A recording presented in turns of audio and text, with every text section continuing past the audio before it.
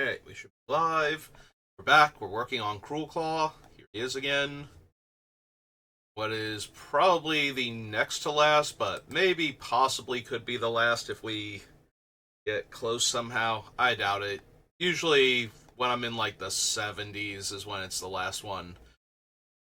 So we've got like probably we have 32 cards to cut, but it's probably closer to like 28 to 30.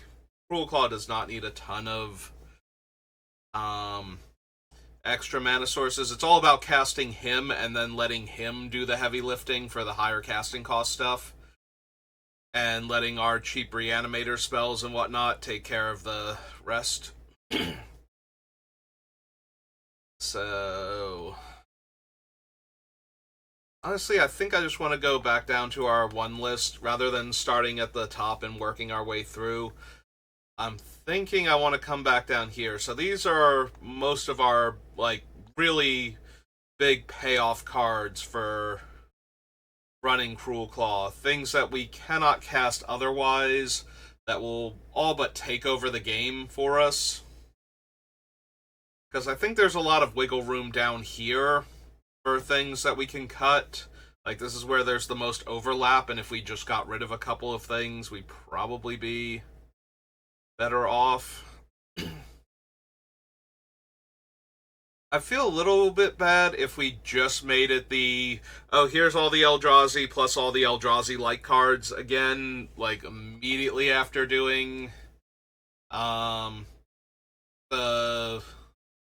land type matters build for Omo, since we were just accelerating into giant colorless spells, but they when you can cheat on mana costs, the Eldrazi are among the best things you can play. That's just a given. And Gristlebrand is banned in Commander, so we can't do him. And Atraxa is too many colors. So that's all the things that you sneak attack, show and tell, Oath of Druids into. So yeah, we kind of have our bases covered in that department with all of the cards that are legal in our deck. So yeah, unfortunately, there's kind of a lot of overlap when you're looking for when you can ignore casting cost, basically, and just play the biggest, bombiest spells possible. These are the biggest and the bombiest. Are certain Eldrazi Titans, and usually like Blightsteel or Cityscape Leveler or something along those lines, and those are all already on here. Plus we have like Razaketh. I think this might be the deck where Razaketh actually makes it all the way through.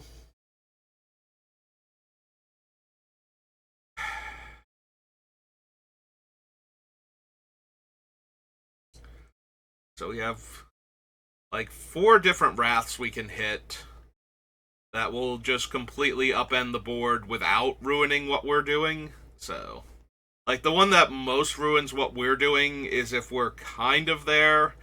Heartless Conscription, we cannot cast most of our own spells. So, that becomes an issue. Honestly, I'm starting to think the Shard of the Nightbringer and Sorin can go. Yes, they do 1-2 punch our opponents to death alongside either of the 2 Wound Reflection variants that we're running. But past that, they're annoying and they're a little scary. You know, when everybody else is at 40 and you're at 20 and there's an 8/8 flyer in play and it's turn 4 of the game, that's a tiny bit ridiculous, but that's not the end of the game. And because that player's at 20, unless, you know, everybody at the table just goes, yeah, this would be way better if we were only, you know, 2 players or 3 players, depending on how many you started with.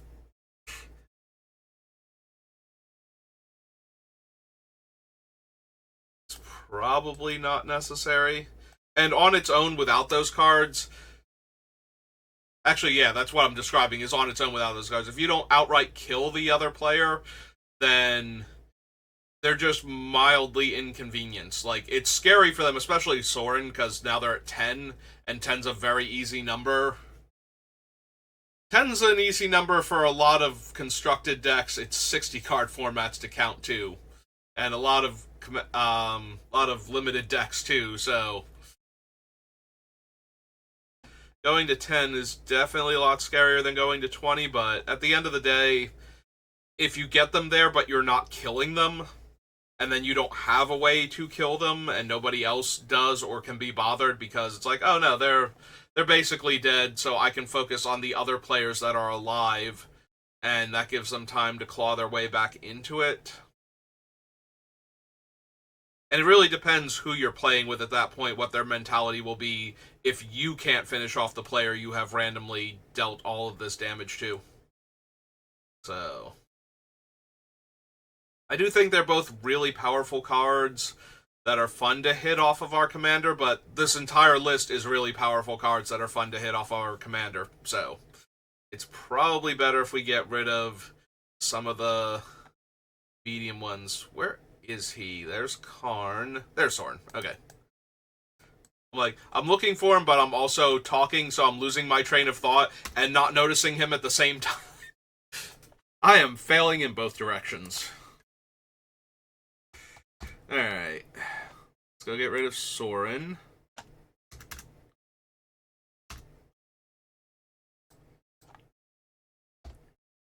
Yeah, that should find that thing. Yep, there it is. Alright, so that's 2 more cards off the list. Brings us down to an even 90.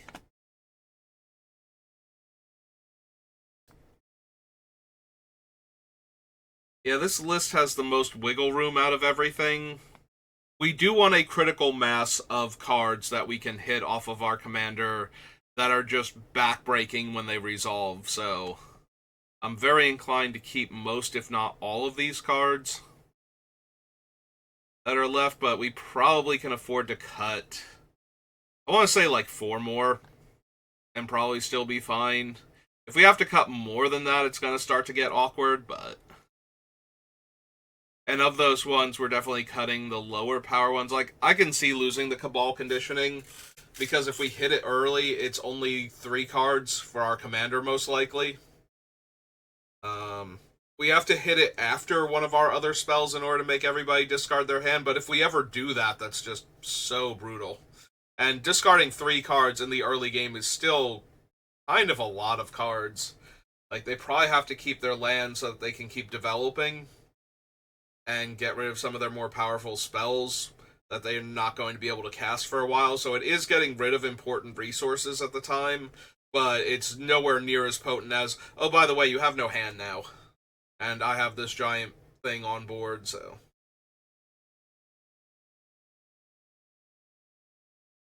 That is the goal, but I can see that one being a cut. I can see cutting Wound Reflection and just leaving in the Demon, because the Demon's incredibly powerful since it's also attacking constantly, and this deck is already all about giant Doomsday creatures, so one more giant Doomsday creature, like, it doesn't matter that it's on a creature and therefore is easier to deal with. We're going to keep forcing players to deal with each of our creatures each turn cycle because of how large and powerful each individual one is, that we don't need to worry as much that it's like, oh, it dies to removal. Well, yes, everything does. It's not like Wound Reflection couldn't be blown up. So I would rather have... Just because it's easier to deal with creatures doesn't mean that the creature one isn't the better one in this particular build. Because we don't really need a way for our opponents to, like, okay, I hit you with Ulamog and you took 10, so now you take another 10. It's like, yeah, that's speeding up the clock dramatically, but so is losing 4 of your permanents a turn. Like, Ulamog doesn't need to hit you for all 40 points of damage to put you in a position where you literally cannot win the game. And Blightsteel is just a one-shot, so it's like, okay, 13 off of Emrakul is nice, get it to 26, but I'm pretty sure having taken your turn and ruined everything was way more important. So yeah, a lot of our things don't need their damage doubled up in order to have effectively pushed the game to the point where it's almost out of reach anyway for most of our opponents, so... And it's still just killing the same player faster a lot of the time. Like, it's not like we play Wound Reflection, we get to deal 10 to this player and then 10 to a different player at the end of turn. So that way we're killing everybody faster.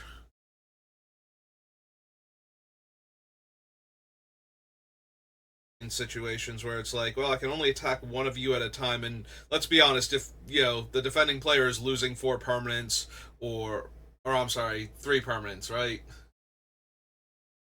No, it is 4 for Ulamog.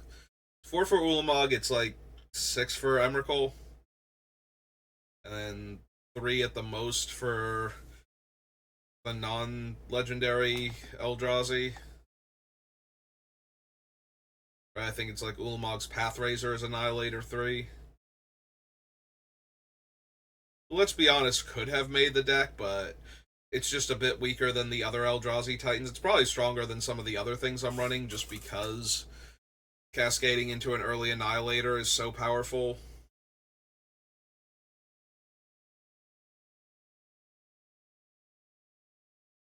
But then if I do nothing but the Eldrazi, then I feel like I kind of need to run all of the colorless ramp sources, your Mana Vault, Grim Monolith, all of those, so that I can ramp into them and actually cast them if I draw them, and then it just feels kind of like a lot of the other decks I've been building lately. I'd rather just stick to Cruelclaw and the silly things he's doing.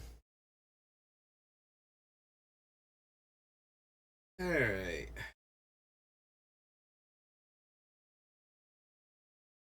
I'm done rambling. Let's actually pay attention to the list as I'm scrolling through it, looking for cards we can get rid of.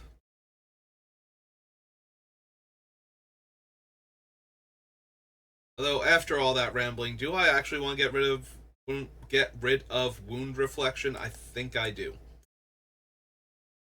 I think the demon is fine. We can keep the demon, but Wound Reflection itself is not necessary.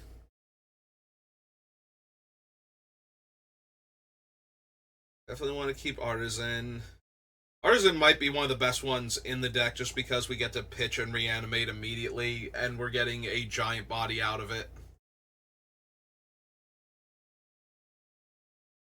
Like, none of the other ones that are similar to Artisan of Kozilek have bodies like this, or, still get the creature back completely for free. So, definitely want to keep the Artisan.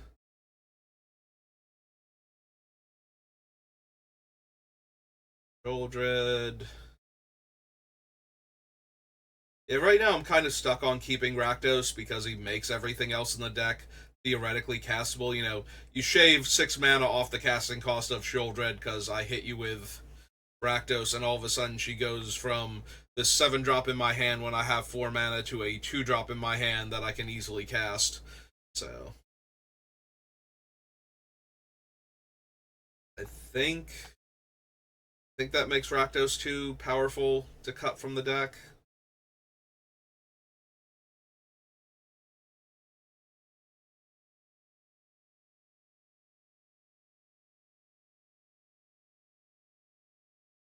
See, biggest problem with Avacyn's Judgment and From Under the Floorboards is that if we cascade into them with our commander, they are incredibly weak hits.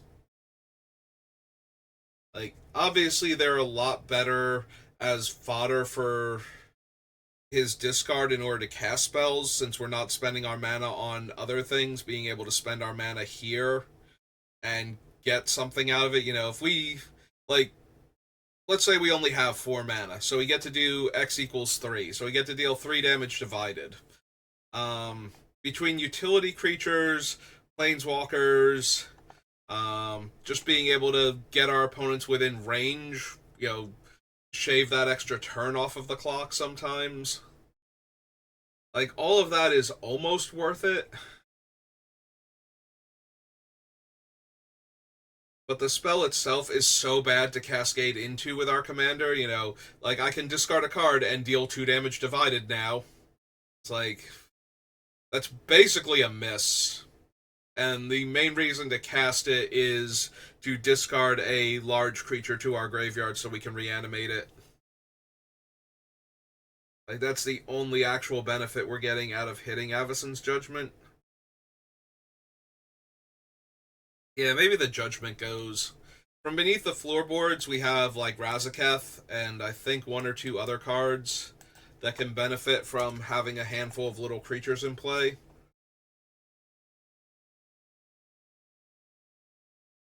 So, I think floorboards can stay, even though we're probably only making, like, 2/2/2s.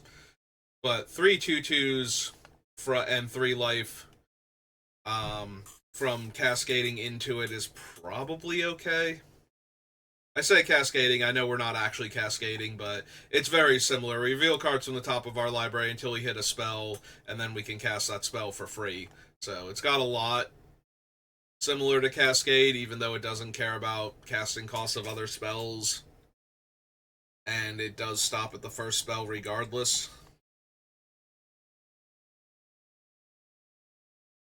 But yeah, if you're wondering why I keep saying Cascade when he doesn't Cascade, it's close enough for my brain. And his mechanic doesn't actually have a proper name. I don't even think he has a proper comparison. Um, he's got very similar wording to like Erratic Explosion, except instead of dealing damage, he casts the spells. So yeah, cascading is just the easiest way to describe it.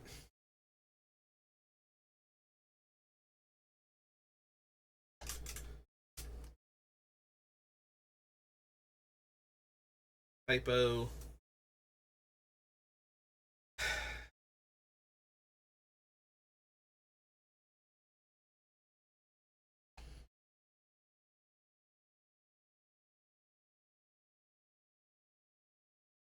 So now I'm looking at Morog, and by extension, Aggravated Assault. So the biggest thing about this one and the Assault both is that if we hit a large creature off of our commander and we have a way to enable haste, then we can actually do that, like attack with the giant creature that we hit off of our commander, while giving ourselves a chance to hit again with our commander in the same turn.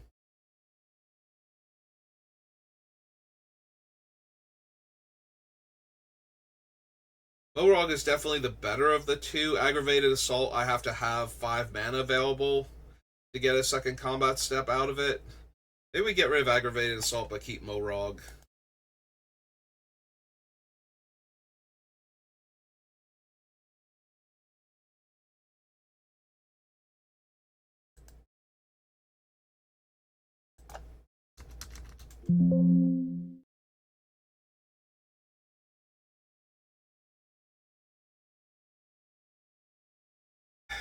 Okay.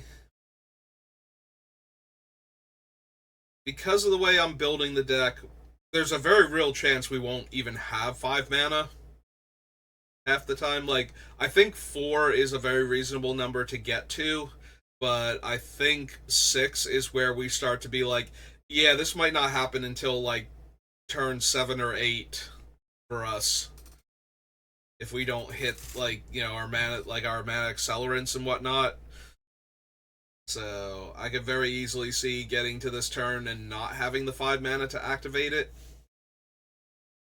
Whereas with Morog, if we have a land, especially a fetch land, we immediately get the combat step. And with the fetch land, we might get 2 extra combat steps. Like with Morog, it might not even matter that he can attack, or we don't have a way to enable haste on the other larger creatures. Just hitting him might let us reroll for the turn with our commander and possibly do it again. 1 second.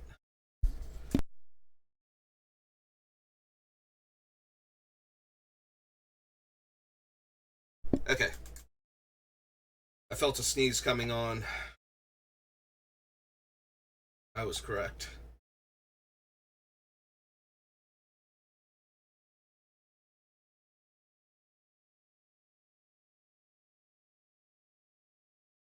But yeah, I think we can get rid of Aggravated Assault. I think we keep Morog.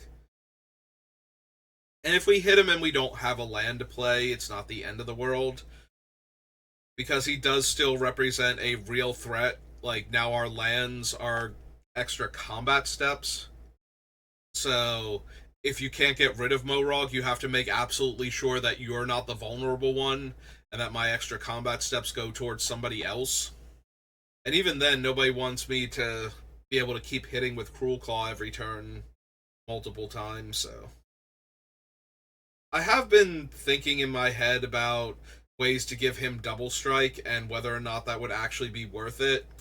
And especially with us going with the chains route, there is a little bit of concern that we won't have enough cards in hand to do that all of the time. Like, if we could just consistently give him double strike, I don't think when we have the chains going we could ever cast the spells unless we had a full grip to begin with.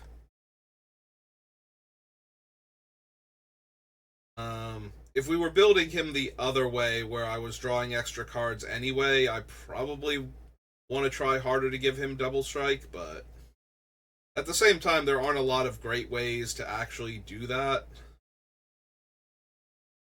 Like, there are a couple that are probably good enough in that situation, but giving double strike to our commander consistently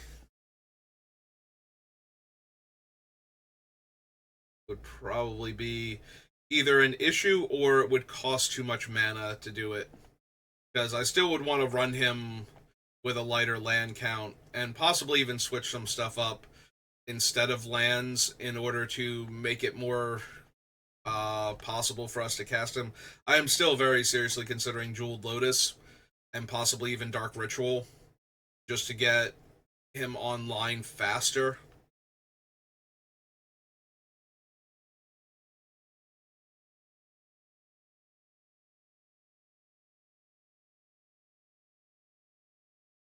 Yeah, I think he's like way too powerful to not have him, like, his generic form is too powerful and capable of doing too many degenerate things to not build the more broken and higher power deck around him.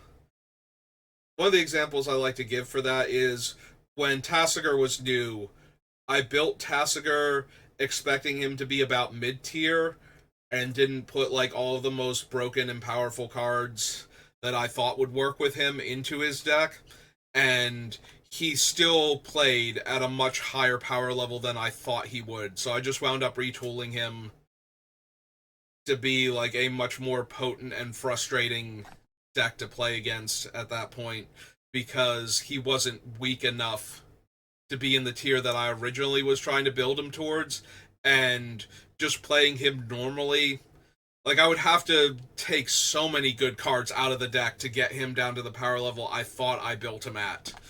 So it was just way easier to take out some of the medium cards and just replace them with the higher tier cards and let him be one of the stronger decks that I have.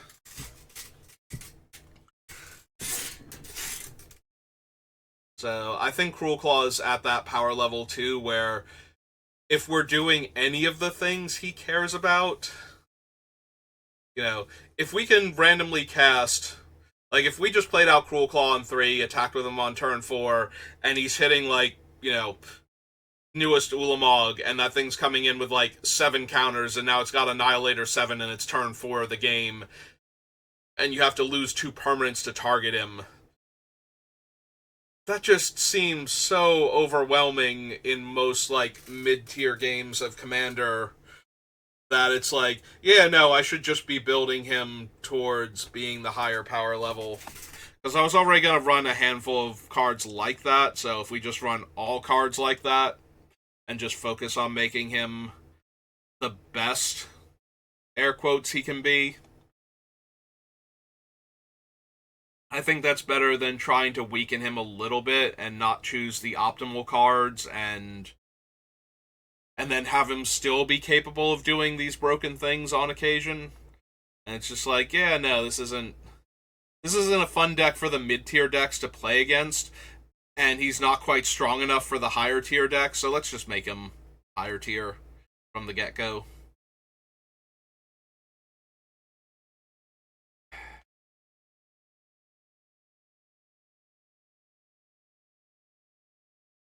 I can still see cutting Terminal Agony. Cascading into it just means I get to kill a creature, and casting it while getting back one of my guys is probably not the getting back one of my guys while casting one of my Doomsday weapons off the top. Probably not that important.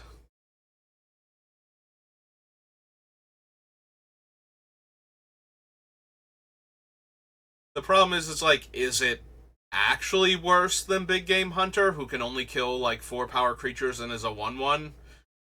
Like, yeah, it's a little bit worse, I think. Like, this thing can hit any creature, so it can kill small utility creatures and creatures with low power but really powerful game effects. Think things like Doran or Arcades, where the creatures have low power but can still deal a ton of damage.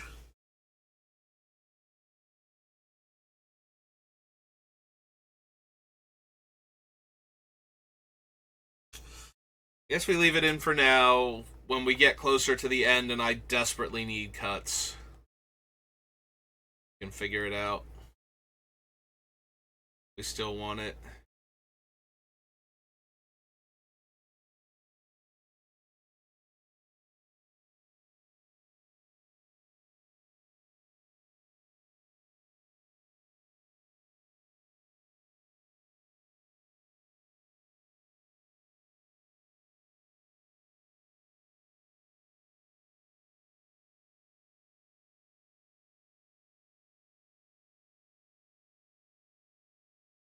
Still kind of want all of these, even though we don't really have room for everything.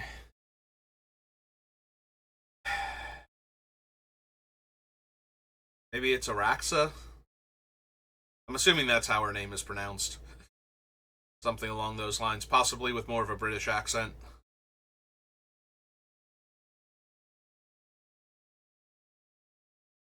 Yeah, we can probably get rid of her. She's giving us a free 2/2 every time we use Cruelclaw, which helps for things like, Razaketh and whatnot.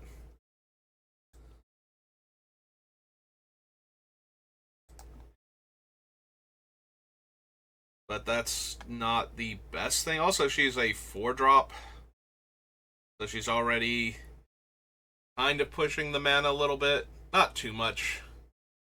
Yeah, four should not be pushing the mana. 6 should be pushing the mana. With how I envision this deck working.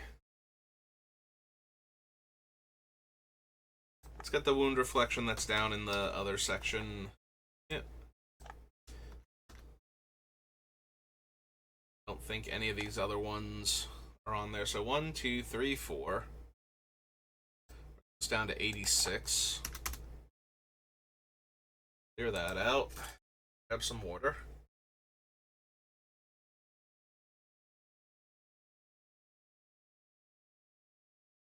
Alright. Alright, real quick, what is actually benefiting me from having multiple little creatures? Is it just Razaketh? Because there's a very slim chance that if it's just Razaketh that I want to consider dropping him and the ones that make the little creatures entirely and just focus on our bigger Doomsday weapons rather than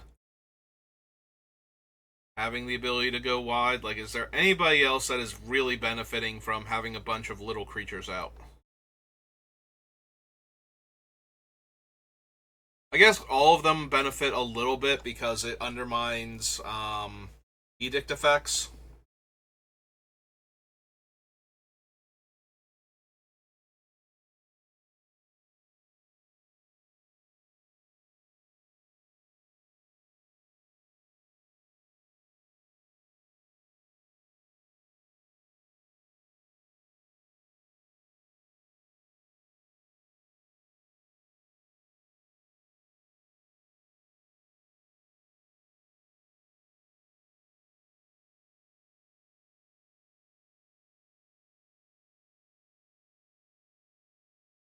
Yeah, the more I look at it, the more I'm starting to think maybe we don't. Like, if we lose Razaketh, then it looks like we're losing all of the reason to have things that make a bunch of random 2/2s, which means we could lose from beneath the floorboards. And we are still getting like 2/2 zombies from the Bone Miser. For me, discarding cards, maybe we don't need him either.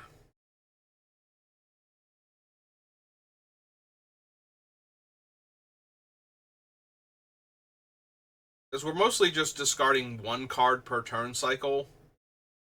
And he's a 5-mana creature. Yeah, maybe we lose the Bone Miser. Maybe we just lose... Maybe we do lose Razaketh and the... from beneath the floorboards.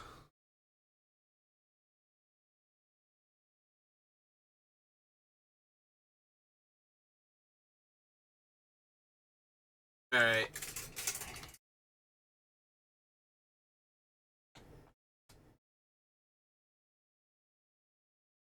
From under.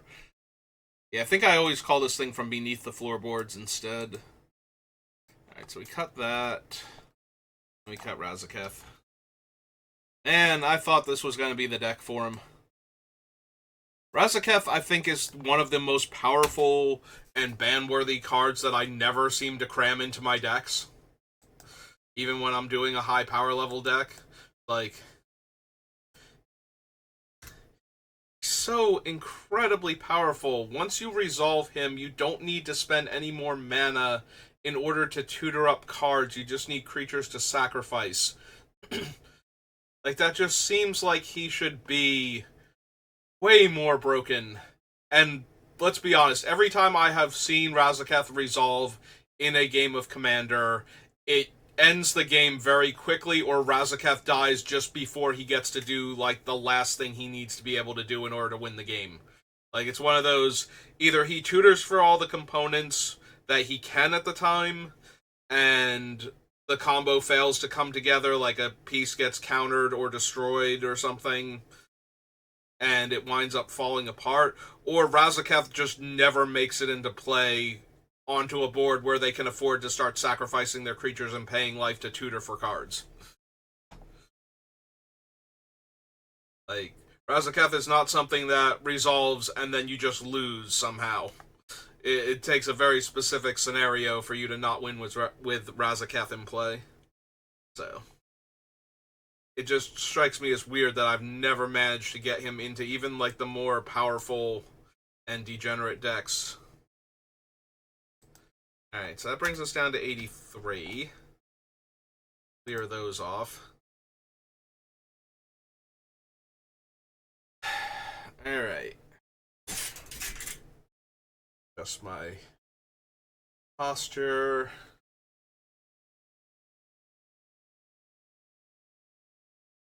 Big wind, anger.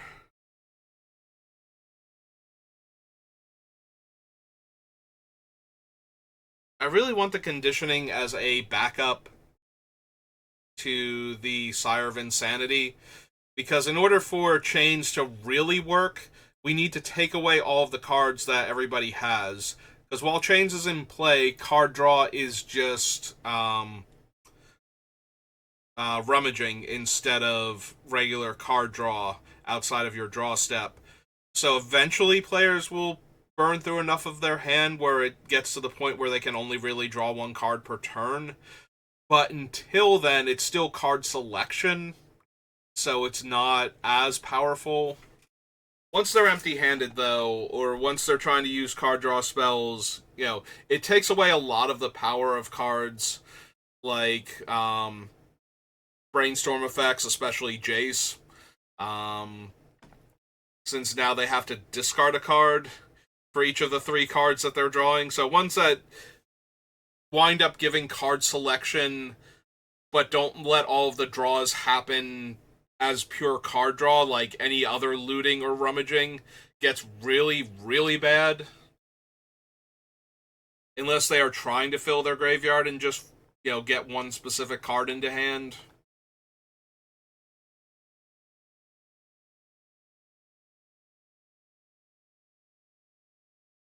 So I do want another way to actually get all of the cards out of players' hands, so that way all of the card draw is terrible.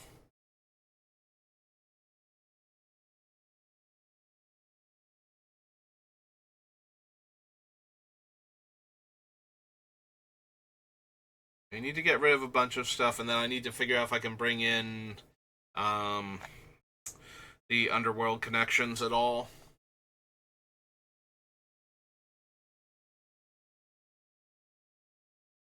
Yeah, the other way that chains tears people apart is when they have a lot of non-optional card draw.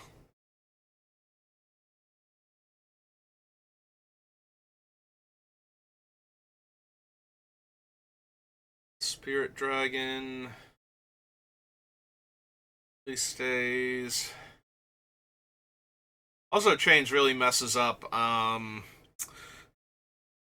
things that are reliant on opponents drawing cards. Since if they can't discard a card first, it replaces the draw with a mill. Like, it's not like you draw that card and discard it immediately, it just mills that card off the top of your deck instead. So it gets around madness effects, but it also gets around not having to pay or give your opponent treasure for Smothering Tithe and similar cards. Not letting them draw cards for Consecrated Sphinx if they have enough cards in their hand where they could afford to rummage away some of them to try and find answers to what's happening. So that is nice that it stops all of those draws.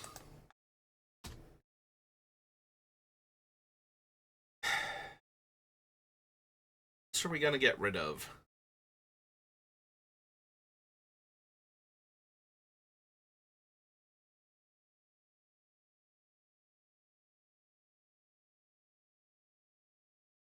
I don't want to get rid of Volky. I think he's a bit too strong if we cascade into him early. If we cascade into him in like the mid to late game, he's still going to kill an artifact or creature and give us the ability to cast that card later on. So I think the innate 2-for-1, technically 2-for-2 because we're discarding a card, is probably like, and that's the fail case for him. Like in all the other scenarios, I guess the fail case is that something happens to him and we don't get to use him immediately, and so we just have an emblem, but he didn't exile anything. But normally we're going to get to cast something. We are casting all of these spells during combat, during the combat damage step, so that is worth noting that any planeswalker that we put into play, they are vulnerable to instant speed removal during the damage step because we can't activate them yet, so that does weaken them a little bit. The ones that we're running, though, are so incredibly powerful that I think that's fine. Like, especially if we get them early. Any one of them early tends to just take over the game completely, so. Or at least threatens to.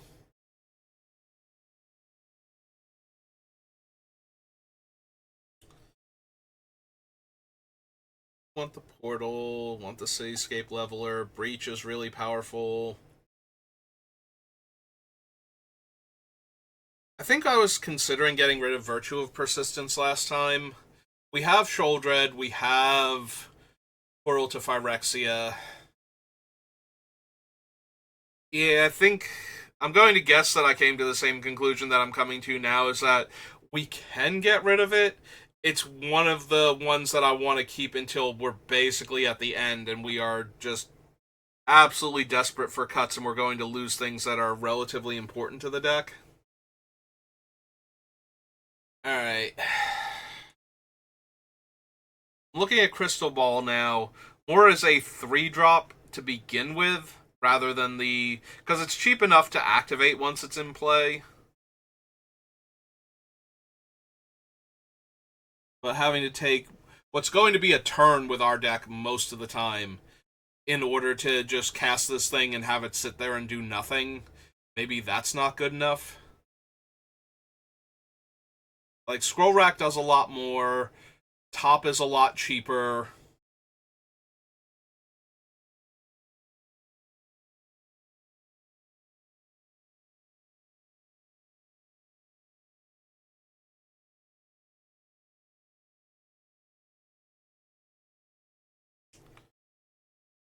It's definitely the worst of our ways to manipulate the top of our deck.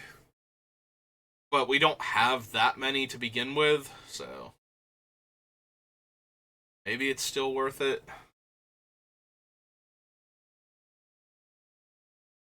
Voidwalker, Necrogoyf, Persist, Terminal Agony, Abomination.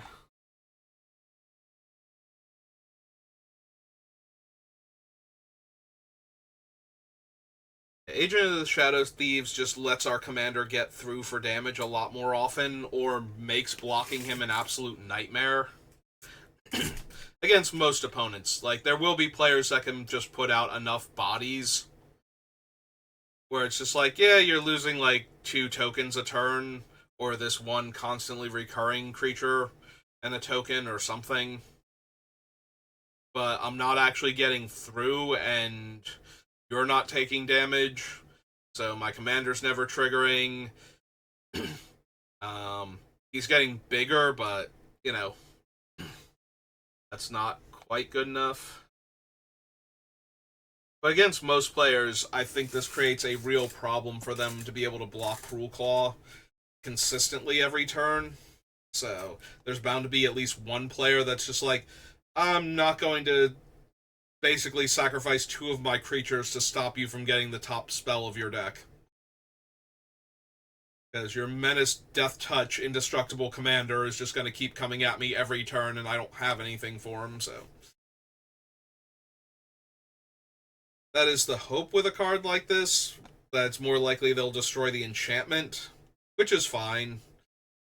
You know, we have other really good enchantments in our deck if they use targeted removal, or even a board wipe enchantment removal just to get that and some other stuff off the table, but it's not our other stuff. That's probably fine.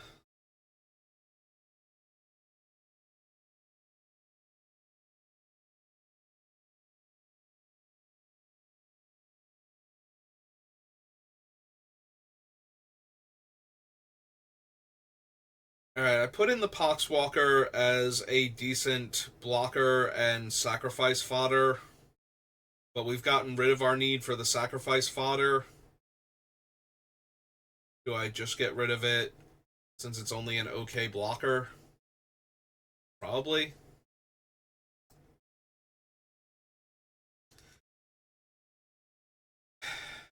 Don't want to get rid of the Flaming Tyrannosaurus.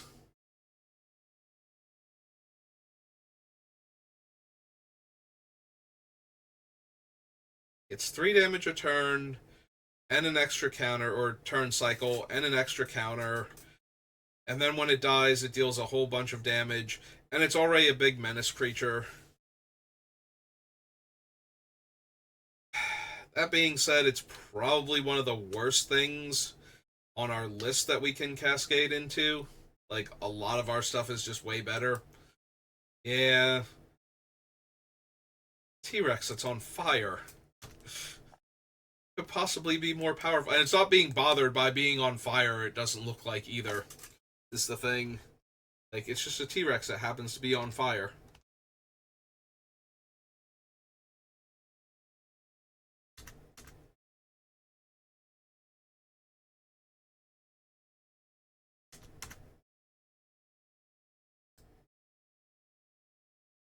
Alright, all the times I use Flample and Flame Painter. Okay.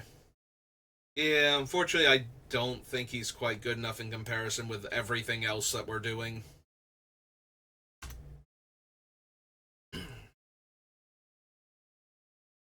Alright. We're getting really close, but we're getting a lot closer to time than we are getting to done. Like, we start off with 90 some odd cards, so we've gotten through like 10 of them.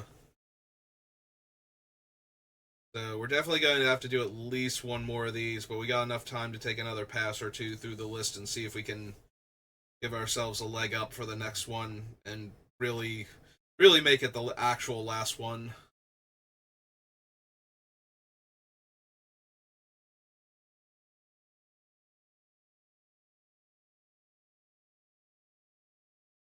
In my graveyard hate.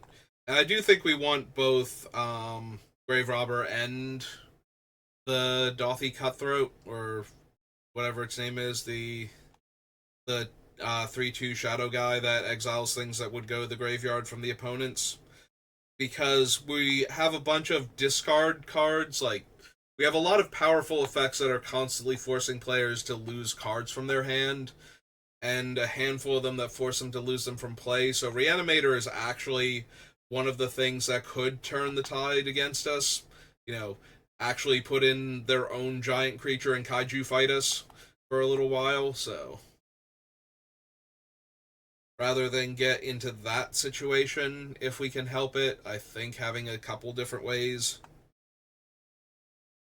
to take out graveyards is good. Even though we're going to have Bojuka Bog also, I think it's still fine to have two different graveyard hate cards here.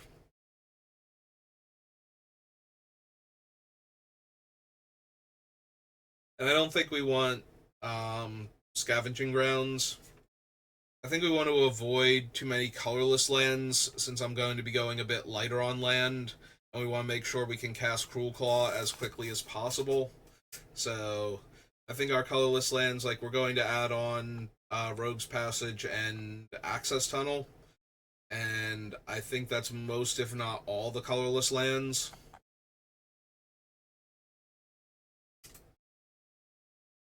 Slightly favor black, our mana base.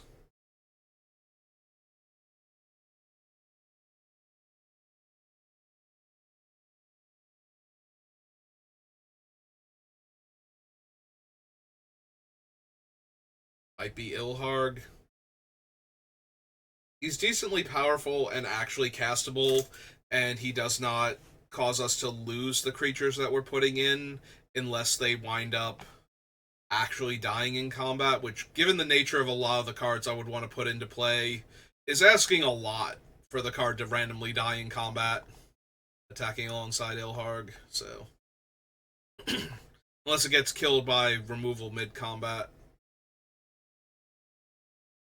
But yeah, if I'm putting into play tapped and attacking already, then there's obviously not anything that I'm worried about on board happening to it. So it should be going back to my hand, but maybe somebody kills it to stop me from being able to cast it eventually.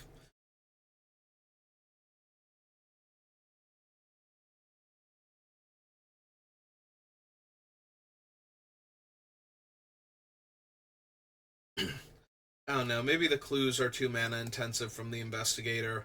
I was thinking it creates another scenario where card draw is on my terms, and therefore I can build up a little pile of clues, and then if we don't have chains or chains gets destroyed, we can draw cards. But if I'm planning to be in a situation where we don't have a ton of extra mana lying around a lot of the time, like, we're not going to be able to cast a spell and crack a clue in the same turn cycle, is the issue a lot of the time. So I don't think we just want something that makes a pile of clues and makes our opponents discard a card one time when it enters.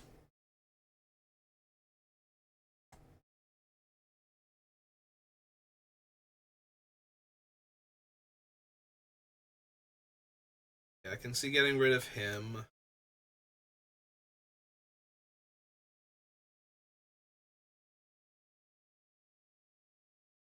And that does mean, I'm thinking about what I said about colorless lenses, like, that means we're never going to be able to discard Emrakul the World Anew and actually cast her.